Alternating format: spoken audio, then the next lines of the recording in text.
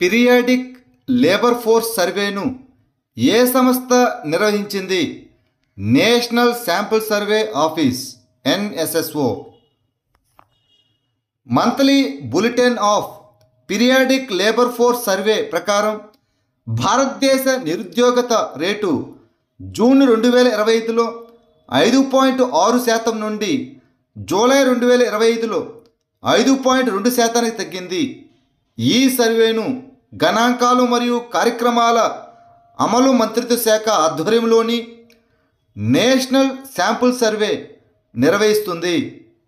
20th ఆగస్టున హోంమంత్రి అమిత్ షా ప్రవేశపెట్టిన రాజ్యాంగ 130వ సవరణ బిల్లు 2025 ప్రకారం దేన్ని చేర్చబడింది?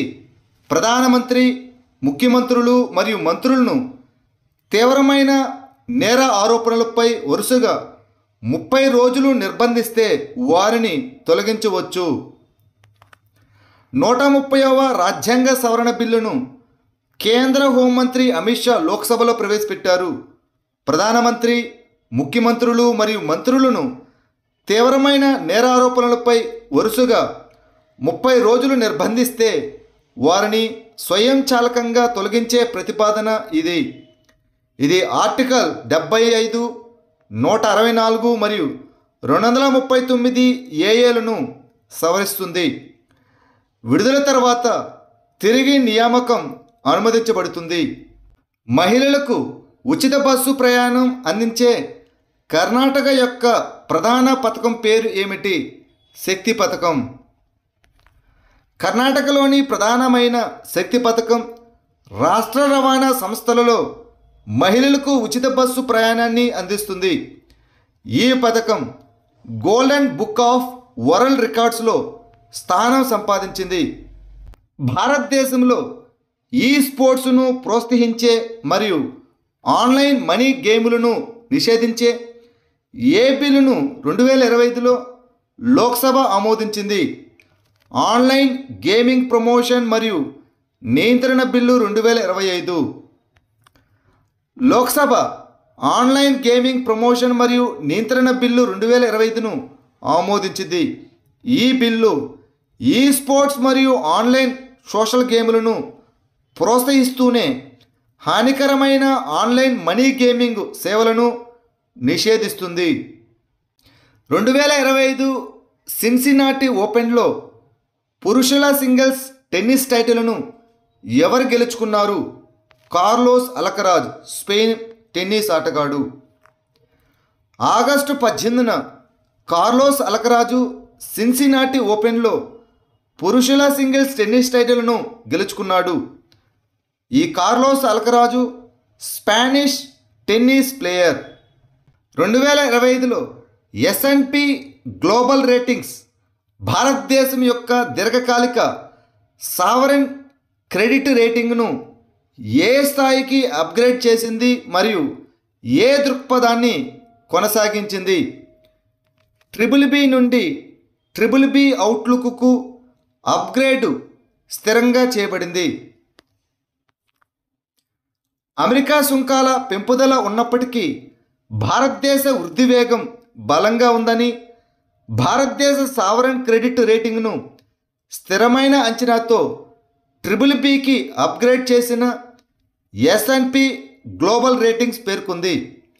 బలమైన దేశీయ డిమాండు, ఆర్థిక ఏకీకరణ మరియు మౌలిక సదుపాయాల సంస్కరణను ఉదహరిస్తూ S&P రాబోయే 3 సంవత్సరాల్లో సగటు GDP వృద్ధిని 6.8%గా అంచనా వేసింది. ఈ అప్గ్రేడ్ ప్రధాన బ్యాంకులు మరియు NBFCలకు రేటింగులను కూడా పెంచింది. ట్రావెల్ వితౌట్ బార్డర్స్ ఇనిషియేటివ్ కింద ఏ అంతర్జాతీయ విమానాశ్రయం AI ఆధారిత ప్రయాణికుల కారిడార్ను ప్రారంభించింది? దుబాయ్ అంతర్జాతీయ విమానాశ్రయం UAE. అంతర్జాతీయ ప్రయాణాలకు ప్రపంచంలోనే అత్యంత రద్దీగా ఉండే కేంద్రంగా ఉన్నటువంటి దుబాయ్ అంతర్జాతీయ విమానాశ్రయం ట్రావెల్ వితౌట్ బార్డర్స్ ఇనిషియేటివ్ కింద AI ఆధారిత ప్రయాణికుల కారిడార్ను ప్రారంభించింది. ఈ కారిడార్ కేవలం 14 సెకండ్లో 10 మంది ప్రయాణికులు ఇమిగ్రేషన్ను క్లియర్ చేయడానికి వీలు కల్పిస్తుంది. ఇది పాస్పోర్ట్లు, స్మార్ట్ గేట్లు లేదా భౌతిక తనిఖీల అవసరాన్ని తొలగిస్తుంది. ఆగస్టు 21న ప్రపంచవ్యాప్తంగా ఏ థీమ్తో అంతర్జాతీయ ఉగ్రవాద బాధితుల జ్ఞాపకార్థ దినోత్సవం మరియు నివాళి అర్పించారు. యునైటెడ్ బై హోప్ ఉగ్రవాద బాధితుల కోసం సమిష్టి చర్య, అనగా united by hope collective action for the victims of terrorism.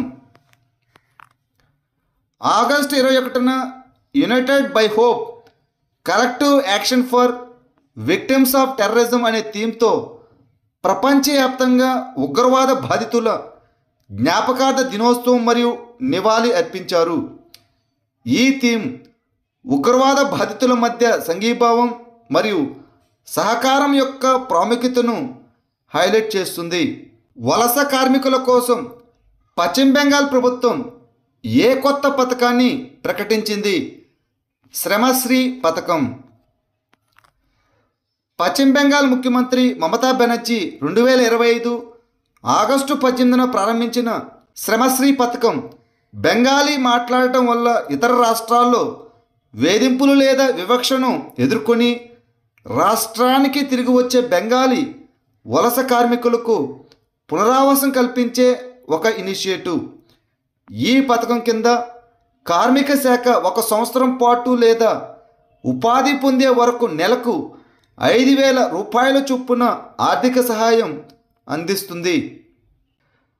ఉత్తరప్రదేశ్లోని షాజహాన్పూర్ జిల్లాలోని జలాలాబాద్ పట్టణం పేరును ఏ విధంగా మార్చారు?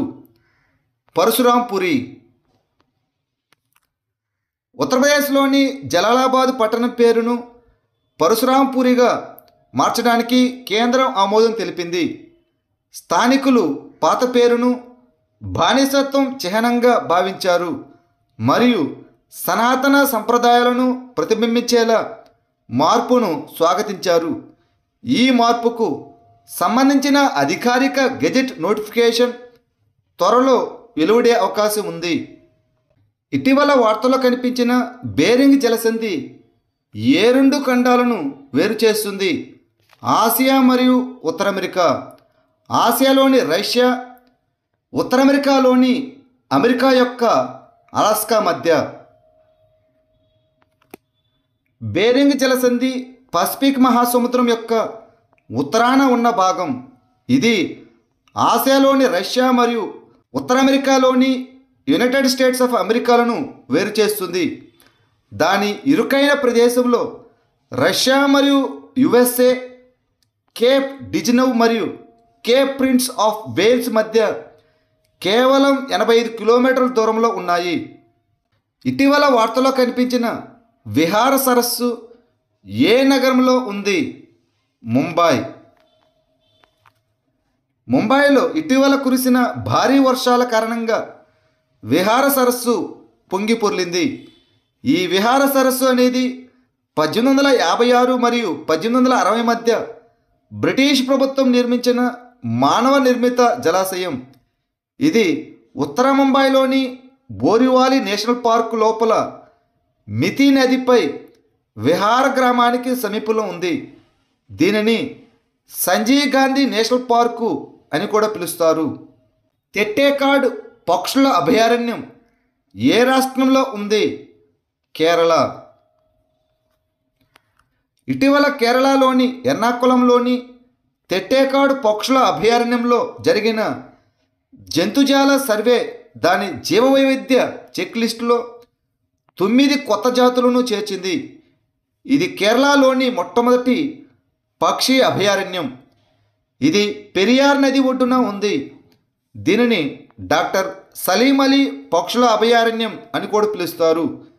దీనిని 1983లో డాక్టర్ సలీం అలీ సిఫార్సు మేరకు నోటిఫై చేశారు. ఈ అభయారణ్యం పశ్చిమ కనుమల దిగువ భాగాన ఉంది. జాతీయ SC/ST హబ్బు పథకాన్ని ఏ మంత్రిత్వ శాఖ కింద ప్రారంభించారు? సూక్ష్మ చిన్న మరియు మధ్యతర పరిశ్రమల మంత్రిత్వ శాఖ, ministry of small medium enterprises, national ఎస్సీ/ఎస్టీ hub పథకం యొక్క 100 మంది లబ్ధిదారులను వారి జీవిత భాగస్వాములతో కలిసి న్యూఢిల్లీలోని ఎర్రకోటలో 2025 స్వాతంత్ర దినోత్సవ వేడుకను వీక్షించడానికి ప్రత్యేక అతిథులుగా ఆహ్వానించారు. ఈ పథకాన్ని ప్రధానమంత్రి అక్టోబర్ 2016లో సూక్ష్మ, చిన్న మరియు మధ్యతర పరిశ్రమల మంత్రిత్వ శాఖ ఆధ్వర్యంలో ప్రారంభించారు. దీనిని జాతీయ చిన్న పరిశ్రమల సంస్థ అమలు చేస్తుంది. భారతదేశపు మొట్టమొదటి ప్రభుత్వ మద్దతుతో కూడిన డ్రోన్ ఫోరెన్సిక్ ప్రయోగశాల ఎక్కడ ప్రారంభించబడింది? లక్నో, ఉత్తరప్రదేశ్. భారతదేశంలో మొట్టమొదటి ప్రభుత్వ మద్దతుతో కూడిన డ్రోన్ ఫోరెన్సిక్ ల్యాబొరేటరీని లక్నోలోని Uttar Pradesh state institute of forensic సైన్స్లో ఏర్పాటు చేశారు. దీనిని ఉత్తరప్రదేశ్ ముఖ్యమంత్రి యోగి ఆదిత్యనాథ్ ప్రారంభించారు. ఈ ల్యాబ్ను డ్రోన్ మ్యాన్ ఆఫ్ ఇండియా అని పిలువబడే మిలిందర్ రాజు రూపొందించారు. ఇది ప్రయోగ స్థలాలు, విమాన మార్గాలు, పేలోడ్లు మరియు పేలోడ్ పదార్థాల వంటి ప్రమాదకర పదార్థాలను గుర్తించగలదు.